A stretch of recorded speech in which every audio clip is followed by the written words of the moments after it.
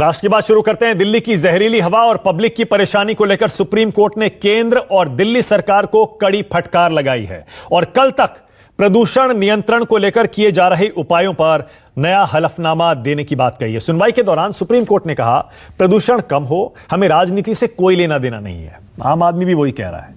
Court ने कहा, हमने पिछली सुनवाई में कहा था स्थिति बहुत खराब है, तुरंत उपाय करिए। आपने जो बताए हैं वो सारे लॉन्ग टर्म सॉल्यूशन हैं, हमें तत्काल समाधान चाहिए ताकि लोग सांस ठीक से ले सकें। दिल्ली एनसीआर में पोल्यूशन मसले को लेकर सुप्रीम कोर्ट में अब अगली सुनवाई बुधवार को होगी। दिल्ली एनसीआर में पोल्यूशन पर सुप्रीम कोर्ट की सख्त रुख को अगर देखें तो उससे साफ लगता है कोर्ट भी अब आम लोगों की तरह तंग आ चुका है इस प्रदूषण से और सरकारों के बार बार बहाने बनाने से। अब कोर्ट ने कह दिया है केंद्र और दिल्ली सरकार कल तक जवाब दें।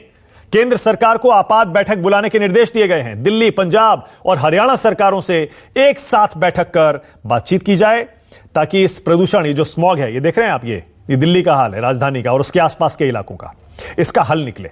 कोर्ट ने साथ ही यह भी कहा सिर्फ पराली को ही प्रदूषण की मुख्य वजह ना माना जाए।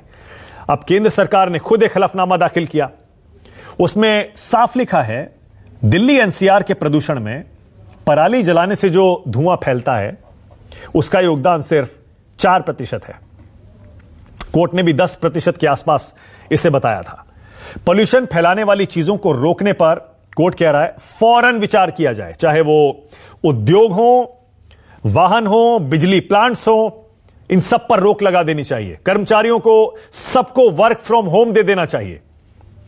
अब अगर थर्मल पावर प्लांट्स बंद हो जाएंगे तो बिजली कैसे आएगी, इस पर भी सरकार विचार करे।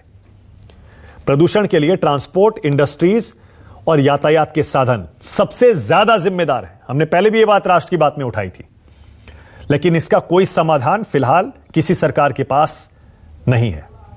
अब दिल्ली सरकार हलफनामा दायर करके कह रही है प्रदूषण रोकने के लिए दिल्ली सरकार पूर्ण लॉकडाउन को तैयार है, लेकिन सिर्फ दिल्ली नहीं, पूरे एनसीआर में पाबंदी लगनी चाहिए। इससे पहले दिल्ली सरकार ने भी कई बड़े फैसले आज किए हैं। एक हफ्ते के लिए स्कूल बंद कर दिए। 17 तारीख तक सभी निर्माण कार्यों पर रोक लगा दी गई। दिल्ली के सभी सरकारी कर्मचारियों को घर से काम करने के लिए कह दिया गया है। निजी दफ्तरों के लिए एडवाइजरी जारी कर दी गई है। सड़क सफाई और पानी के छिड़काव में बढ़ोतरी की गई है। दिल्ली में हॉट मिक्स प्लांट और स्टोन क्रशर बंद कर दिए गए हैं। सुप्रीम कोर्ट ने सख्त टिप्पणी की तो अब आरोप प्रत्यारोप एक बार फिर से शुरू हो गए हैं। दिल्ली के पर्यावरण मंत्री गोपाल राय और पूर्वी दिल्ली से सांसद बीजेपी के गौतम गंभीर क्या कह रहे हैं, जरा सुनिए। दिल्ली के अंदर वर्क फ्रॉम होम कर दिया गया सरकारी ऑफिसेज में। सभी कॉलेज, स्कूल, इंस्टीट्यूट बंद कर दिए गए। लेकिन जो भी अगर कुछ और जो कमियां हैं उनको हम और दूर करेंगे। सुप्रीम कोर्ट की गाइडलाइन आती है, जैसे आज हमने हलफनामा भी दिया है कि भाई हम लॉकडाउन के लिए भी तैयार हैं। सभी लोग मिल करके दिल्ली एनसीआर में इसको अगर लागू करें तो उसका इम्पैक्ट होगा, और अगर सुप्रीम कोर्ट का कोई और डायरेक्शन आता है हम उसे भी करेंगे। शर्म की बात है कि सुप्रीम कोर्ट ने यहाँ तक उनको बोला है और इन्होंने अपने एफिडेविट में सुप्रीम कोर्ट को ये बोला है कि हम सिर्फ ये जो दिल्ली की पोल्यूशन है सिर्फ 4% जो है वो स्टबल बर्निंग के थ्रू होती है। उसके बाद सुप्रीम कोर्ट ने इनको ये भी बोला है कि आप कितना रेवेन्यू जनरेट करते हैं और कितना आपने स्पेंड किया है दिल्ली की एयर क्वालिटी को बेहतर करने के लिए, वो बताइए, नहीं तो ये ऑडिट कराएंगे।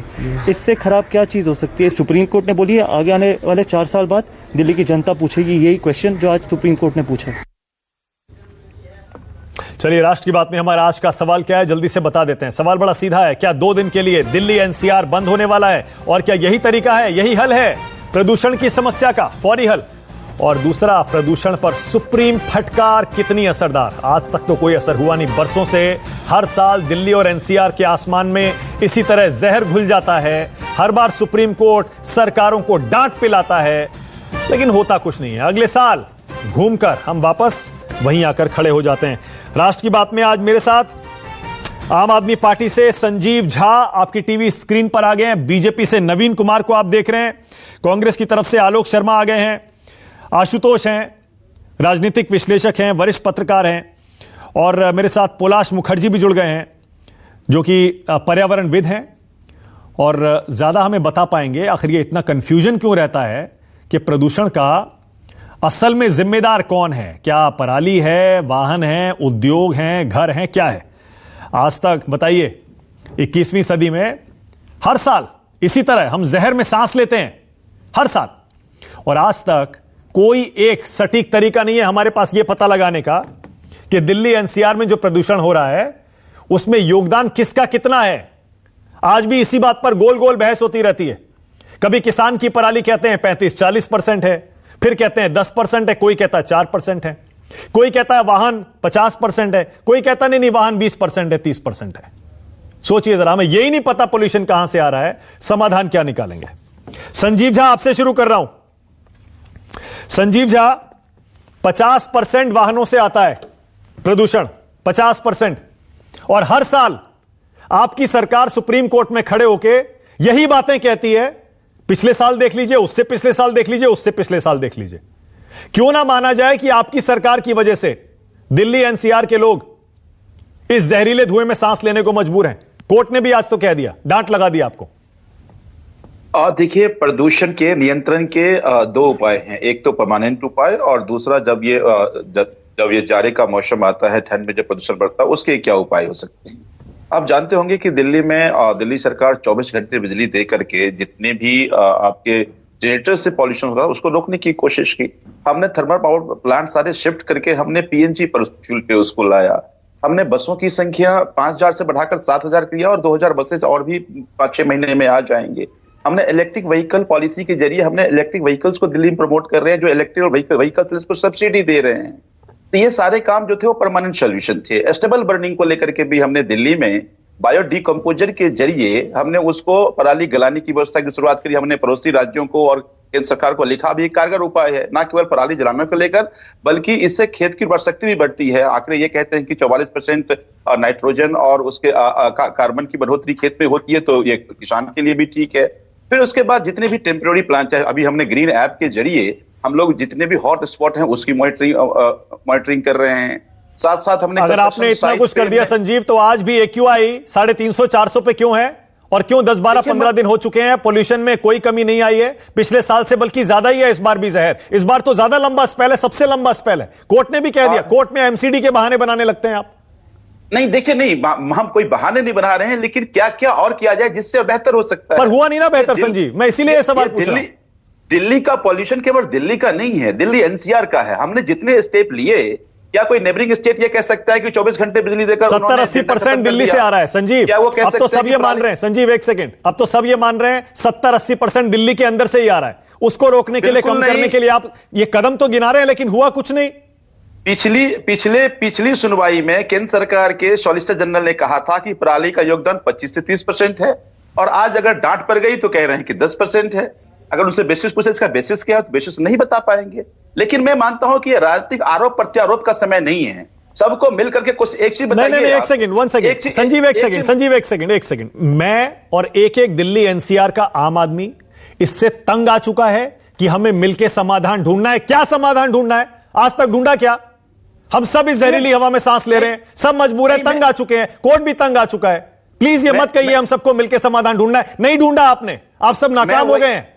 आज मैं हर आम आदमी का गुस्सा आपके प्रति डाइवर्ट कर रहा हूं, उसे महसूस करिए जरा। और मैं ये कह रहा हूं आपसे संजीव, मैं ये कह रहा हूं, आप बता दीजिए फिर, अगर आप कह रहे हैं केंद्र सरकार बहाने बना रही है पराली को लेकर, आप बता दीजिए आपका सोर्स क्या कहता है, बताइए जरा। कौन से सोर्स का पोल्यूशन कितना है मुझे बताइए। ये हवा का कोई बाउंड्री नहीं होता कि ये दिल्ली का हवा है, और ये यूपी का हवा है, ये हरियाणा का हवा है, ये राजस्थान का हवा है। हवा चलती है तो सब तरफ जाएगी, पहली बात। दूसरी बात कि एक ऑर्डिनेंस के जरिए commission on air quantity committee बनाई गई थी, उसकी क्या कभी उसकी मीटिंग हुई? केंद्र सरकार ने कभी कोई ऐसी मीटिंग करी जिससे सभी नेबरिंग स्टेट को बुला के बात किया, समाधान किया है? आज जब सुप्रीम कोर्ट की फटकार पड़ी तो अब ये इमरजेंसी मीटिंग बुला रहे हैं। कितनी मीटिंग एक साल में हुई? संजीव एक काम करिए, मैं अभी नवीन कुमार के पास जा रहा हूं, और मुझे पता है जितना गुस्सा दिल्ली सरकार के प्रति है उतना ही। एक सेकंड संजीव, एक सेकंड क्या ये फरीदाबाद में पॉल्यूशन नहीं है? संजीव एक सेकंड रुकिए ना, एक सेकंड। अभी नवीन के पास जा रहा हूं, और मुझे पता है जितना आम आदमी का गुस्सा दिल्ली सरकार के प्रति है उतना ही केंद्र सरकार के प्रति है, यूपी सरकार के प्रति है, हरियाणा पंजाब सरकार के प्रति है। एक काम करिए, आप हार मान लीजिए, उसके बाद केंद्र सरकार से सवाल पूछ लेते हैं हम। आम आदमी और क्या करेगा? अगर दिल्ली सरकार कोर्ट में हाथ खड़े कर देगी और आप भी कह देंगे केंद्र सरकार ने क्या किया, तो यही करना पड़ेगा आम आदमी को, घूम घूम के हर सरकारों से सवाल ही पूछेगा बस वो। संजीव, आप कह दीजिए दिल्ली सरकार से नहीं हो पाया। नहीं, देखिए जो प्रयास थे हमने आपको अपने प्रयास गिनाए, लेकिन सवाल तो आपको पूछना बनता है ना कि क्या हरियाणा ने कितने स्टेप लिए। आपको ये सवाल पूछना तो बनता है ना कि उत्तर प्रदेश ने कितनी ये स्टेप लिए। जब तक मैं बार बार एक कह रहा हूं कि दिल्ली एनसीआर बिल के एफर्ट नहीं करेगा, कोई सकारात्मक समाधान। बोलिए नवीन कुमार। और उसमें नवीन कुमार बोलिए। उनका तो मैं और नवीन यहां से शुरू करिएगा, क्योंकि पर्यावरण तो देश की सरकार की सबसे बड़ी एक अहम जिम्मेदारी होनी चाहिए। बिल्कुल ठीक बात। आपकी सरकार ने जो एयर क्वालिटी कमीशन बनाया था, उसने आज तक क्या किया? 2020 में आप ऑर्डिनेंस से उसे लाए थे, 2021 में और हाँ, 21 में उसको रिन्यू किया था। उसकी क्या किया उसने आज के आधार पे हाँ। जो 65 दिल्ली को उसने डायरेक्शन दी थी, एडवाइजरी दी थी, दिल्ली के पर्यावरण मंत्री से पूछा कि उसमें पूरी गई है, जवाब नहीं था उनके पास। उनको पता ही नहीं था कि हाँ कि कोई एडवाइजरी केंद्र सरकार ने दी है उसको पूरा भी नहीं करना है। मानक भाई, जिसको केंद्र सरकार की तरफ से 2,500 करोड़ रुपया दिल्ली के वाटर पॉल्यूशन को रोकने के लिए दिया गया हो मंत्रालय, शक्ति मंत्रालय की तरफ से, वो पैसा कहाँ गया? प्रचार मंत्री बताएंगे क्या? दिल्ली के सेस का, पॉल्यूशन सेस के नाम पर 1500 करोड़ रुपया ने दिल्ली के लोगों से वसूला, वो पैसा कहाँ खर्च किया? मुझे बताएंगे क्या? आप पराली पे तो आरोप लगाते हो कि पराली के कारण दिल्ली के अंदर पॉल्यूशन बढ़ रहा है। पंजाब में एक्यूआई लेवल, हरियाणा में एक्यूआई लेवल दिल्ली से कम है, और वहां पर जबकि जहां पराली जलती है वहां पे आम आदमी पार्टी का आदमी एक ये नहीं कहता कि हम पराली जलाने का विरोध करेंगे पंजाब में। दिल्ली में आप विरोध करते हो, नाटक करते हो। दूसरी बात, 272 वार्डों में एंटी स्मोक टावर लगाने की बात की थी अरविंद केजरीवाल जी। मुझे बता सकते हैं कहां लगाया? कनॉट प्लेस में एक लगाया जो आज तक भी पूरी तरह वर्क नहीं करता है। जब अगर आप बार बार कहते हो कि पराली से दिल्ली के अंदर पोल्यूशन आता है, तो उसको दिल्ली की सीमाओं पर क्यों नहीं लगाया? क्यों आपने दिल्ली के सेंटर में जाकर के लगा दिया? दस पॉल्यूशन को रोकने के लिए आपने कौन से स्टेप लिए? आज तक कोई स्टेप बता सकते हैं कि पिछले समय में उन्होंने लिए हैं क्या? नवीन, ओके नवीन एक सेकंड, मुझे 10 सेकंड में कंप्लीट करूंगा। हाँ। बीच में नहीं बोला, मैंने पूरा सुना है। हाँ। मेरे को ये बताइए कि 5 ऐसे मेजर स्टेप जो परमानेंट पॉल्यूशन को दूर करने के लिए अरविंद केजरीवाल की सरकार ने पूरे किए 7 वर्ष में, वो एक बता दीजिए विज्ञापन को छोड़ करके। दिल्ली में प्रचार से अच्छा ठीक है, ओके ऑल राइट, ओके एक सेकंड, ओके नवीन 1 सेकंड, ओके नवीन 1 सेकंड, एक सेकंड, अब 1 सेकंड रुकिए ना। आपकी सरकार ने, आपके एसजी ने सुप्रीम कोर्ट में आज पराली से कितना पोल्यूशन होता है ये बताया, 4%। किसानों की पराली से सिर्फ 4% प्रदूषण दिल्ली में आता है, बाकी सब अदर सोर्सेज से आता है। अब जो पिटिशनर हैं, सुन लीजिए, पूरी बात सुन लीजिए। जो पिटिशनर हैं उनकी तरफ से विकास सिंह ने आज सुप्रीम कोर्ट में बताया, air quality commission for air quality management in national capital region and adjoining areas ordinance 2021, इसके तहत वो दोबारा से आया ना एयर क्वालिटी कमीशन। उसकी मिनट्स ऑफ द मीटिंग में पराली का प्रदूषण 35-40% बताया गया है। यह केंद्र सरकार के तहत एयर क्वालिटी कमीशन की मिनट्स ऑफ द मीटिंग में पराली का प्रदूषण 35-40% बताया गया है, लेकिन आप सुप्रीम कोर्ट में उसे 4% बता रहे हैं। इसका जवाब तो सुन, इसकी वजह आप पर आरोप है, इसकी वजह आप किसान आंदोलन के बीच किसानों को नाराज नहीं करना चाहते। दूसरा, आप यूपी, पंजाब, हरियाणा सरकारों की जिम्मेदारी दिल्ली सरकार पर डालना चाहते हैं। हाँ, मेरी बात तो सुन लीजिए। बोलिए। 22 करोड़ की आबादी उत्तर प्रदेश की, दिल्ली की 2 करोड़ की आबादी है, और दिल्ली के अंदर पॉल्यूशन से, दिल्ली के अंदर जिस उद्योग का अरविंद केजरीवाल सरकार ने यहाँ के इंडस्ट्रीज का गला घोट दिया, इंडस्ट्रियां बची नहीं है दिल्ली के अंदर, फिर भी कहते हैं इंडस्ट्री पोल्यूशन आ रहा है। पोल्यूशन को रोकने के लिए काम नहीं करते। आप मेरे सवाल का जवाब दे दीजिए, दिल्ली में पराली से कितना प्रदूषण आ रहा है नवीन? दिल्ली में पराली से कितना प्रदूषण है? जो सुप्रीम कोर्ट का सुप्रीम कोर्ट में केंद्र सरकार का हलफनामा है 4%, वो सही है? या एयर क्वालिटी कमीशन की मीटिंग में जो 35% कहा गया है वो सही है? मेरी बात, आपके सवाल का जवाब तो देने दीजिए ना मेरे मानक भैया, कि आप दिल्ली के अंदर, दिल्ली की सरकार भी कह रही है, जो केंद्र सरकार ने पूसा इंस्टीट्यूट से पराली को ना जलाने के लिए, खाद बनाने के लिए जो बायोटेक बनाया, जिसको लगातार दिया जा रहा है, और इवन हरियाणा की सरकार ने सबसे अधिक पराली खरीदी है। जलाने नहीं दी, किसानों को पराली का भी पैसा दिया। दिल्ली सरकार मैं आपसे कुछ पूछ रहा हूं, आप कुछ जवाब दे रहे हैं नवीन। मैं पूछ रहा हूं पराली का कितना योगदान है प्रदूषण में, बता दीजिए ना मुझे। पराली का योगदान उतना ही है जितना बताया है, लेकिन जब पराली, अरे नहीं बताया ना, 4% हलफनामे में कहा है 4% और 35% एयर क्वालिटी कमीशन की मीटिंग में कहा है। सही क्या है भाई, किसको माने? मैं वही तो जो सुप्रीम कोर्ट में दिया गया उसको इसलिए सही मानते हैं माना भाई, दोनों दिया गया है। पराली हरियाणा की, मेरी बात तो सुनो ना आप, अगर धैर्य से 10 सेकंड सुनेंगे तो आपको जवाब मिल जाएगा। अब धैर्य बचा नहीं ना आम आदमी में नवीन, इसीलिए तो आज क्योंकि हम भी यहीं बैठे हैं, आप भी तो खुद दिल्ली में रहते हैं। पराली खरीद रही है हरियाणा की सरकार, लोग पराली ना जलाए उसके लिए खरीद रही है। आलोक शर्मा कितनी पराली खरीदी है बता सकते हैं? दिल्ली के लोग पराली को जलाने का काम कर रहे हैं। नहीं, ये आरोप प्रत्यारोप से अब काम नहीं चलेगा। आलोक शर्मा, आज केंद्र सरकार दिल्ली सरकार को फटकार लगी, लेकिन पंजाब सरकार भी कटघरे में है क्योंकि वो आपकी सरकार है। आलोक शर्मा, पराली कितनी जिम्मेदार है? क्या केंद्र सरकार के हलफनामे को आप सही मानते हैं? 4% आता है सिर्फ पराली से। देखिए, केंद्र सरकार का रिवाज हो गया सुप्रीम कोर्ट में भी झूठे एफिडेविट देना, और केजरीवाल जी का पूरी तरह से रिवाज हो गया है कि एडवर्टाइजमेंट से ही पॉल्यूशन को खत्म कैसे करें। और मानक जी, सुप्रीम कोर्ट की फटकार वटकार नहीं है कुछ, और आप भी धैर्यवान नहीं है। आप जो इस तरह के टॉपिक पे डिबेट कर रहे हैं, आप राष्ट्र विरोधी लग रहे हैं मुझे। इन्होंने तो, एक ने तो पेरिस बना दिया दिल्ली को, एक ने लंदन बना दिया, और आप इस पे डिबेट कर रहे हैं। हालत यह है कि गैस चैम्बर बन गया और इमरजेंसी लेवल पर चले गए, हर साल बंद की नौबत आ जाती है और ये एक दूसरे के पाले में गैंग डाल देते हैं। जबकि हालत यह है कि अभी पब्लिक ट्रांसपोर्ट के ऊपर संजीव झा जी सरेआम झूठ बोल रहे थे। ये आरटीआई का जवाब, ये आरटीआई का जवाब कहता है, मैं इसको पढ़ के सुना देता हूं। ये कहता है कि जो 2015 में बसेस थी 4461 थी डीटीसी की, और 2020 में 31/12 को ये घट के 3760 हो गई। ये आरटीआई का जवाब है, मेरे आंकड़े नहीं। पब्लिक ट्रांसपोर्ट सिस्टम को इन्होंने उसका तो भट्टा बैठा दिया। अब आरोप उस पे लगा दीजिए, पंजाब पे लगा दीजिए, हरियाणा पे लगा दीजिए। आज मैं भी मोदी जी का भाषण सुन रहा था, बड़ा अच्छा भाषण देते हैं मोदी जी, हमारे देश के प्रधानमंत्री हैं। वो कह रहे थे ईपीआई हो गया, एवरी पर्सन इज इंपॉर्टेंट। देश का तो भट्टा बैठा दिया, अब दिल्ली में सांस नहीं ले सकते, लेकिन every person is very important. अब ये कहने साहब, ये तो पंजाब से जो पराली भटिंडा से चली थी, केवल उसी का नतीजा है। उसका असर चंडीगढ़ पे नहीं हुआ, करनाल पे नहीं हुआ, कुरुक्षेत्र पे नहीं हुआ, सीधा दिल्ली आता है उसका। अब मैं पूछना चाहता हूं कि भाई, जो ऑड इवन पे सैकड़ों करोड़ रुपए खर्च हुए, एक नारा आपने सुना मानक जी, युद्ध प्रदूषण के विरुद्ध, पता नहीं कहां तलवारें चला रहे हैं मोदी के ये केजरीवाल जी। एक स्मोक टावर लगा, उस पर सैकड़ों करोड़ एडवर्टाइजमेंट पे खर्च हो गए। और संजीव भाई ने तो बताया नहीं, इन्होंने ग्रीन ऐप बनाया है। जैसे मोदी जी ने चाइना के ऐप बंद कर दिए थे ना, इन्होंने ग्रीन ऐप बनाया है, उससे पॉल्यूशन खत्म कर रहे हैं। 1500 रुपए एक कमर्शियल व्हीकल पे छोटे पे, 3000 रुपए ग्रीन सेस लगता है बॉर्डर पे बड़े ट्रक पे। 30 रुपया 2014 में एमसीडी लेती थी बॉर्डर पे, आज वो 100 रुपए है। आलोक शर्मा वही सवाल पूछ रहा हूं जो नवीन कुमार से पूछा मैंने। मानक जी मेरी बात पूरी हो जाने दीजिए, मैं आपके प्रश्न का उत्तर दूंगा।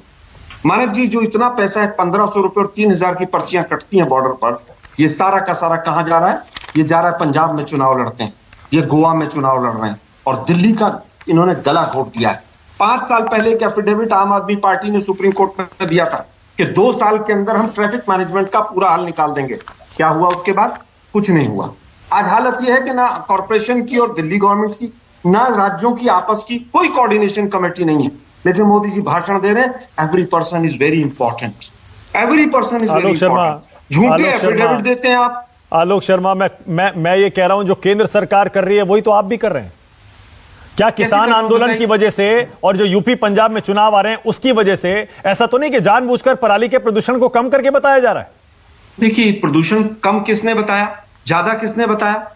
सेंट्रल गवर्नमेंट ने। सवाल उनसे पूछे, भाई कौन सा एफिडेविट आपका सच्चा है, कौन सी स्टडी हुई, किसने स्टडी किया आपने? अगर पंजाब में कहीं पर कोई पंजाब का दोषी है तो उसके ऑथेंटिक डाटा ला कर एक कोऑर्डिनेशन कमेटी क्यों नहीं बनाई? आपकी रिपोर्ट देखिए आपने। अब मैं दूसरी बात कहता हूं कि जो केंद्र सरकार बार बार कहती है कि साहब पराली पराली पराली, मैं पूछना चाहता हूं, लखनऊ और कानपुर जो है वो इससे भी ज्यादा पॉल्यूटेड है, वहां पर क्या मध्य प्रदेश पराली भेज रहा है क्या? मैं आज पूरी तरह से जिम्मेदारी से कहता हूं कि ये लोग, इनके लिए मानवता का कोई मूल्य नहीं। हिंदू मुसलमान करवा लो, एडवर्टाइजमेंट करवा लो, ऑड इवन पे सैकड़ों करोड़ रुपए खर्च करवा लो इनसे, स्मोक टावर एक बना, 1 करोड़ रुपए खर्चा आया होगा, उसमें 50 आशुतोष और कैलाश मुखर्जी, ओके, आरोप प्रत्यारोप हो गए, देखा आपने, जनता सब देख रही है, दिल्ली एनसीआर की जनता सब देख रही है। आशुतोष, कोई मीटिंग मुझे तो याद नहीं है पिछले 15-20 दिन में सारे राज्यों की बुलाई हो केंद्र सरकार ने, या दिल्ली सरकार ने अपनी तरफ से नेबरिंग स्टेट्स को कोई चिट्ठी लिखकर कोई मीटिंग बुलाने की बात कही हो। ये वजह क्या, आपको क्या समझ में आता है कि आम आदमी भी लाचार है, सुप्रीम कोर्ट भी लाचार है और गुस्सा करने के अलावा और कुछ कर नहीं पा रहा है?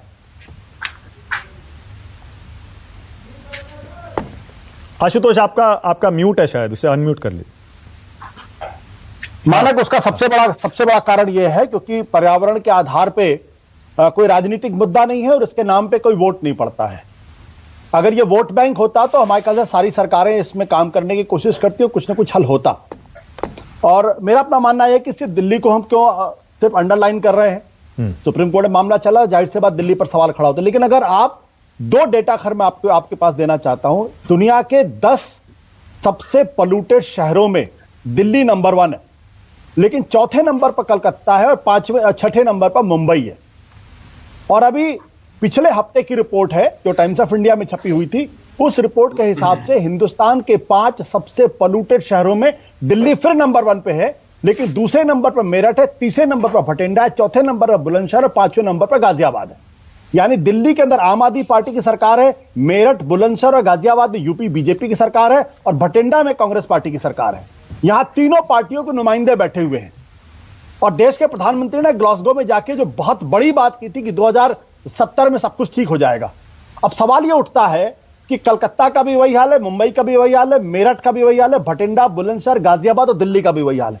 इसका मतलब क्या है? इसका मतलब बहुत सिंपल सी बात यह है कि पर्यावरण इस देश के अंदर किसी भी राजनीतिक दल, किसी भी सरकार के एजेंडे पर नहीं है। अगर उनके एजेंडे पर होता तो जरूर इसमें चिंता होती, क्योंकि जो लोगों की जान जा रही है इस पर किसी को ध्यान नहीं है।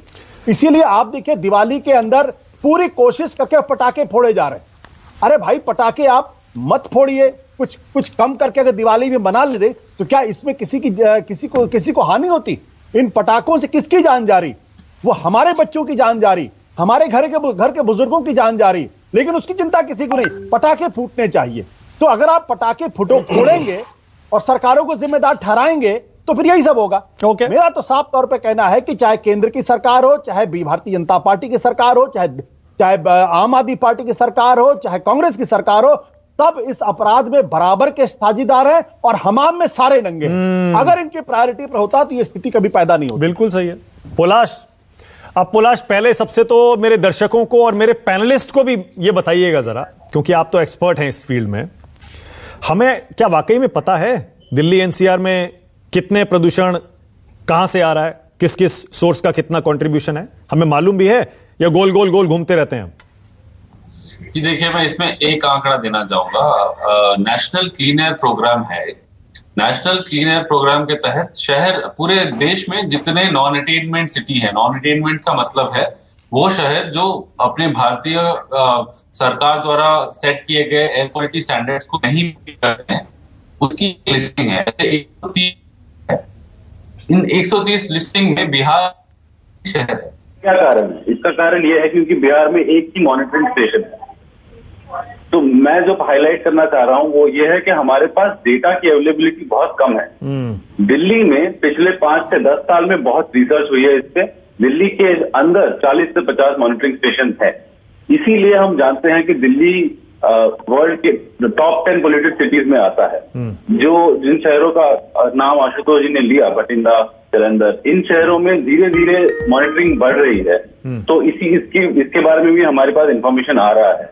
मगर आज की तारीख में ये है कि most of the urban areas in India, जो भी आप किसी भी अर्बन एरिया में देख रहे हो, वहां पे पोल्यूशन का लेवल बहुत ज्यादा है और ये सारे नॉन अटेनमेंट सिटीज में आते हैं। जहां तक कि दिल्ली की बात है, हमारे पास काफी सारे सोर्सेज हैं जो कहते हैं दिल्ली में कौन से सोर्सेज कहां से है। जो ये 4% और 45% का जो आंकड़ा है, मैंने सेंटर की एफिडेविट नहीं देखी है, मगर जहां तक मेरा अंडरस्टैंडिंग है, जो IITM इंस्टीट्यूट है, इंडियन इंस्टीट्यूट ऑफ ट्रॉपिकल मीटेरोलॉजी, जो IMD के तहत में आती है, इंडियन मीटेरोलॉजिकल डिपार्टमेंट, ये एक एल्गोरिथम इन्होंने बनाया है जो एस्टिमेट करता है कि कौन से दिन कितना परसेंट प्रदूषण पराली से को एट्रीब्यूट किया जा सके। तो वो इस साल 4% से रेंज करके 45%, ये डेली आंकड़ा बदलता है। ये किस पे निर्भर करता है? ये हवा की स्पीड पे निर्भर करता है, ये मिक्सिंग लेयर डिपेंड करता है, काफी सारे मेट्रोलॉजिकल फैक्टर्स हैं। तो मेरा ख्याल है कि इसी 4 से 45% का यूज कन्वीनियंटली किया जा रहा है। जहां पे कम दिखाना है वो 4% दिखा रहे हैं, जहां ज्यादा दिखाना है वो 45 दिखा रहे हैं। तो ये है ओके पलाश, ऑलराइट। एक जो आशुतोष कह रहे थे, वो कह रहे थे कि पोल्यूशन तो पूरे साल रहता है, और ये वाला आर्ग्यूमेंट और भी बहुत लोग देते हैं कि हमारे तो टॉप 10 वर्ल्ड में जो सिटीज हैं उसमें 4-5 हमारे रहते ही रहते हैं, टॉप 20 में भी हमारे 5-7-10 रहते ही रहते हैं। लेकिन ये जो स्मॉग हर साल आता है दिवाली के आसपास, ये तो उस पोल्यूशन से ज्यादा खतरनाक और घातक है। इसीलिए सुप्रीम कोर्ट और बाकी आम लोग भी सब परेशान हो चुके हैं, सब डरे हुए हैं। वर्क फ्रॉम होम दे दिया गया, लॉकडाउन की बात हो रही है। ये स्मॉग किस तरह से अलग है बाकी दिनों के पोल्यूशन से? ये देखिए, पहले तो ये जानना जरूरी होगा कि हमारे जो बाकी दिनों में जो पोल्यूशन हमें नजर क्यों नहीं आता। इसके 2-3 कारण है। इसका एक कारण है कि जो मीटेरोलॉजिकल कंडीशंस होते हैं, वो असिस्ट करते हैं इसे डिस्पर्स करने में। जब इस टाइम पे दिवाली के आसपास सीजनल चेंज होता है, तब ठंड बढ़ती है। जो मिक्सिंग लेयर कहते हैं हमें, जो एटमॉस्फेयर का लेयर होता है जहां पे पार्टिकुलेट मैटर, जो प्रदूषण हमें नजर आता है, वो फ्रीली मिक्स हो सके, उसका हाइट कम हो जाता है because of meteorological factor. Okay. तो उस टाइम पर जो भी वायु में प्रदूषण निकलता है, मानो कोई भी सोर्स हो, चाहे पटाखे हो, चाहे पराली हो, चाहे गाड़ियां हो, वो हवा में 20 से 25 दिन या उससे भी ज्यादा रह जाती है, वो नजर आती है। ओके। तो इस टाइम पे जो ऑर्डिनरी सोर्सेज रहते हैं साल भर, उसके ऊपर आके आपके सीजनल सोर्सेज अब बैठते हैं, जो पराली है, जो पटाखे हैं, जो मीटरोलॉजी रिलेटेड है।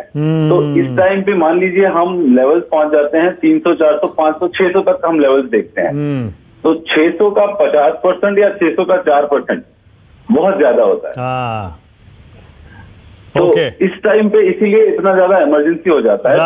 राइट। ओके, अब नवीन आप ही बताइए, जो बात पलाश ने कही, वो कह रहे हैं आपने बड़ी आसानी से कन्वीनियंटली, क्योंकि किसानों को नाराज नहीं करना है, यूपी पंजाब में चुनाव आ रहा है, आपने 4% का आंकड़ा पकड़ लिया। आपने पराली से होने वाले पोल्यूशन को जानबूझ करके कम बताया ताकि आप ये जिम्मेदारी दिल्ली सरकार पर डाल सके और खुद बच सकें यूपी और हरियाणा में। मानक भाई, दिल्ली के अंदर तो पराली जलाई जा रही है और हरियाणा में हरियाणा की सरकार पराली को खरीद रही है। दोनों में जमीन और आसमान का अंतर है भाई। पोल्यूशन पराली के जलने से होगा, पराली के उगने से नहीं होगा। और पराली जलाने का काम जो कर रहे हैं दिल्ली के अंदर या पंजाब में, उसको रोकने की जिम्मेदारी किसकी? आप अभी आंकड़ा उन्होंने बताया। अच्छा, दिल्ली और पंजाब में जल रही है पराली, यूपी में नहीं जल रही। मेरी बात सुन लीजिए। 22 करोड़ की आबादी उत्तर प्रदेश की, उसकी तुलना 2 करोड़ की आबादी वाले दिल्ली से करो, इसका पोल्यूशन उससे ज्यादा है। तो ये बताइए कि आप हरियाणा सरकार ने जितनी पराली को खरीदा है, क्या उतनी पराली दिल्ली ने और पंजाब ने मिलकर के भी खरीदी है? दिल्ली तो 1 पैसे की नहीं खरीदी, सारा पैसा तो प्रचार में खर्च कर देता है, प्रचार जीबी। आप उसकी बात सुनिए ना नवीन, सुनिए ना, मैंने मान लिया आपकी हरियाणा सरकार ने बहुत सारी पराली खरीद ली, मैंने मान लिया। मैं कह रहा हूं लेकिन यूपी की जिम्मेदारी कौन लेगा? हाँ बिल्कुल, पंजाब की जिम्मेदारी कौन लेगा? नहीं, बिल्कुल ठीक है। उत्तर प्रदेश को जिसको इन्होंने और पंजाब की जिम्मेदारी कौन लेगा? इसका तो जवाब देना तो यूपी का तो माना भाई। उत्तर प्रदेश को जो उल्टा पुल्टा प्रदेश बना करके, मैं उत्तर प्रदेश का रहना हूं, बना करके सपा बसपा के और उनके कांग्रेस लोगों ने मिलकर के उसको पलट लाने का काम किया। कम से कम पहले ये तो मान लीजिए कि हाँ 4% से 40% तक होता है पराली से प्रदूषण। ये मत कहिए सिर्फ 4% होता है। नहीं, सवाल ये पैरामीटर मैंने फिक्स नहीं किया है और मैंने तो आपने 4% क्यों पकड़ लिया? अगर पैरामीटर 4 से और 40% तक है तो मैंने तो आपको ये बताया है कि पराली को कितना खरीदा और कितने ने जलाया। जलाने वालों से पोल्यूशन होगा, उगाने वालों से पोल्यूशन नहीं होगा। दूसरा, आशुतोष कह रहे हैं दिल्ली में पटाखों का समर्थन क्यों करते हैं आप दिवाली पर, जब देखते हैं उससे जानलेवा प्रदूषण होता है? अरे आप पूरे देश, भैया आप 25 दिसंबर को आशुतोष जी क्यों नहीं लगा करके बैनर लेकर के सब जगह प्ले कार्ड लेकर के चलते? क्रिसमस में पटाखे नहीं जलाने देंगे, नए साल पर पटाखे नहीं जलाने चाहिए, क्यों नहीं निकल करके आते हैं बाहर? और दूसरी बात, अगर आप पॉल्यूशन पटाखों से कहते हो तो ग्रीन पटाखा इस देश के अंदर जो लेकर के आए हैं पटाखा उद्योग के दूसरे लोग, उसको दिल्ली की सरकार ने क्यों नहीं प्रमोट कर दिया? सरकारी काउंटर हर वार्ड में क्यों नहीं खोल दी कि ग्रीन पटाखे बजाइए, जूसे मत बजाइए? आशुतोष जवाब देंगे क्या? वो कह रहे हैं लोग सेलेक्टिव हो जाते हैं, दिवाली पर पटाखे बैन करने की मांग करते हैं और बाकी धर्मों के त्योहारों पर या बाकी ओकेजन्स पर जो पटाखे होते हैं उनको सपोर्ट करते हैं। ग्रीन पटाखा, आप ग्रीन पटाखे आशुतोष प्रमोट करो ना जी। मानक सरकारी काउंटर खोलो। ये बहुत ही मैं ऐसे शब्दों का इस्तेमाल नहीं करना चाहता, लेकिन दरअसल अगर आप हर चीज को सांप्रदायिकता से जोड़ेंगे, धार्मिकता से जोड़ेंगे, तो फिर किसी चीज का कोई समाधान नहीं है। भारतीय जनता पार्टी एक रिस्पॉन्सिबल पार्टी के नाते उसको ये कदम, उसको स्टैंड लेना चाहिए कि चाहे किसी भी धर्म का हो, चाहे किसी भी धर्म का त्योहार हो, अगर वो पटाखे फोड़े जाएंगे तो उस पर बैन लगेगा और ऐसे लोगों के खिलाफ कार्रवाई होगी। आप उसका, सरकार केंद्र सरकार में आप हैं, हमारी पार्टी तो केंद्र सरकार में नहीं है, ना मानक की पार्टी केंद्र सरकार के अंदर है। ये आपकी जिम्मेदारी है कि वो किसी भी त्योहार में, चाहे वो 25 दिसंबर की बात हो, चाहे ईद हो, चाहे बकरीद हो, चाहे होली हो, चाहे दिवाली हो, किसी भी दिन पटाखे फोड़े जाएंगे तो वहां कड़ी से कड़ी कार्रवाई होगी। आप ये कार्रवाई क्यों नहीं करते हैं? अभी आपने कहा, मैंने आपको टोका नहीं, आशुतोष जी, मैंने आपको टोका नहीं। कोई बात नहीं, आप बोलिए। मेरा साफ तौर पर यह कहना है कि आप 7 साल हो गए अब आपको केंद्र के अंदर सरकार में, आधे से ज्यादा देश के आधे से ज्यादा राज्यों में आपकी सरकार है। आप फर्क स्टैंड लीजिए ना, कि हिंदू हो या मुसलमान हो, क्रिश्चियन हो, सिख हो, ईसाई हो, जैन हो, बौद्ध हो, किसी को भी पटाखे नहीं छोड़े जाए। अगर कोई भी भारतीय अगर पटाखे छोड़ेगा किसी भी त्योहार के अंदर, उसके खिलाफ कड़ी कार्रवाई होगी, क्योंकि इन पटाखों की वजह से हमारे घर के बच्चों की जान जाती है। आप नवीन कुमार जी, आपके घर में बच्चों को तकलीफ होती है, आपके जो ओके नवीन, क्विक रिस्पॉन्स, नवीन बोलिए। हाँ, मैंने मानक जी, मुझे 2 बातें छोटी छोटी सी कहनी है कि जितना सेलेक्टिवली आपने सबसे पहले दिवाली के बारे में कहा, उस समय आपने नहीं कहा क्रिसमस पर भी नहीं कहा, ना आपने ईद पर कहा, ना आपने नए न्यू ईयर के ऊपर कहा, ना पर क्रिकेट मैच के जीतने पर, हारने पर पटाखे चलाने वालों की बात करी। कोई बात नहीं, आप मत करिए, आपको सोचना है। मेरे कहने के बाद आप निकल करके इस बात को कहने लगे तो अच्छी बात बार बार कहिए, लेकिन मुझे ये बताइए, आप सुनिए जरा मेरी बात ना, राजनीति बेशक करिए आप, छदम ब्रेस में करिए, मेरी सुन लीजिए। मेरा इतना कहना है कि आपने ग्रीन पटाखों को इंट्रोड्यूस क्यों नहीं किया? आप क्यों नहीं कहते कि दिल्ली के सरकार एक सेकंड पोलाश, जरा क्विकली मुझे बताइएगा पोलाश, ये जो दिवाली पर पटाखे होते हैं पोलाश, इससे कितना पोल्यूशन फैलता है इन 15-20 दिनों में? जो प्रदूषण है, दिवाली के पटाखों का कितना कंट्रीब्यूशन है? देखिए, मैंने जैसे पहले कहा, जो इस टाइम पर सीजनल चेंजेस, मेटेरोलॉजिकल चेंजेस की वजह से जो सीजनल सोर्सेस हैं वो आकर ऊपर से बैठ जाते हैं। हाँ। जब हम पटाखों की कंट्रीब्यूशन की बात करें तो कोई भी अगर हम स्टडी देखें तो वो लॉन्ग टर्म स्टडी होती है। तो पटाखों का पर्टिकुलर कंट्रीब्यूशन जो है वो अलग अलग स्टडीज हैं इस पे, पर इस पे कोई फिक्स्ड आंकड़ा नहीं। राइट। जो हम ये कह जरूर सकते हैं कि पिछले 5 सालों से सीपीसीबी ने, एमपीसीबी ने, बहुत सारे इंडिपेंडेंट रिसर्च ऑर्गेनाइजेशन ने भी दिवाली नाइट का एनालिसिस किया है और दिवाली नाइट पे पाया गया है कि जो PM 2.5 के लेवल्स हैं, हाँ, वो पिछले रात से कई गुना ज्यादा मिलते हैं। ये कई सालों की ट्रेंड है, मैं इस साल की बात नहीं कर रहा केवल। तो ये जरूर एक सोर्स है, ये लॉन्ग टर्म सोर्स नहीं है, ये इंडिविजुअल सोर्स है, बट ये इंपॉर्टेंट सोर्स है। Okay, alright. आलोक शर्मा, आलोक शर्मा आप कुछ कह रहे थे? देखिए, मुझे लगता है कि ये केवल कॉस्मेटिक जो चेंजेस हैं और यहाँ पर आकर डिबेट करें, इससे कुछ नहीं होगा। बड़े स्टेप लेने होंगे, जैसे डीजल से CNG पे गए शीला दीक्षित जी के टाइम पे, NCR का कंसेप्ट आया कि माइग्रेशन कम हो, मेट्रो के जाल को और ज्यादा फैलाया गया, फ्लाईओवर्स के जाल को फैलाया गया, जहां जहां कंजेस्टेड एरिया से उसको कैसे डीच कंजेस्ट किया जाए, कैरोसिन फ्री दिल्ली को बनाया गया और जिस तरह से जनरेटर्स की संख्या को कम किया गया। 12 करोड़ के करीब पेड़ हैं जो लगे हैं 15 साल में, जिस समय पर कांग्रेस का शासन था। आज इस तरह के बड़े स्टेप्स एक बता दीजिए जो पिछले 5 साल में लिया हो। बोलिए संजीव जी। किसी ने कहा, 1 मिनट में अंतिम बात कहना चाहूंगा, किसी ने कहा कि साहब डाटा अवेलेबल नहीं है। आइए, पंडित नेहरू की बड़ी भारी गलती रही कि इन दोनों को डाटा नहीं देके गए। वो पंडित नेहरू को देके जाना चाहिए था, केजरीवाल जी को भी, ताकि वो उस पर एडवर्टाइजमेंट करते, और मोदी जी को भी कहने का मौका नहीं मिला कि पिछले। बोलिए संजीव जी, जवाब दीजिए।